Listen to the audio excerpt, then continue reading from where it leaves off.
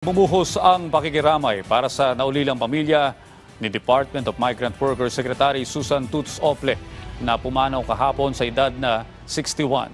Ayon kay Pangulong Ferdinand R. Marcos Jr., malaking kawalan para sa bansa si Secretary Ople, lalo na sa kanyang galing at tunay na malasakit para sa mga OFW. Kinilala din ng Presidente ang mahalagang ambag sa lipunan ng kalihim kasabay ng pag-aalay ng panalangin para sa kanya. Ang iba pang ahensya ng pamahalaan nagpaabot din ng pakikiisa sa pagluluksa ng sambayanan habang sa Kamara at Senado nag-alay na rin ng mensahe at panalangin ang mga mambabatas para sa pumanaw na kalihim. Very, very sad news. I have lost a friend. The Philippines has lost a friend. Secretary Tutts' sister.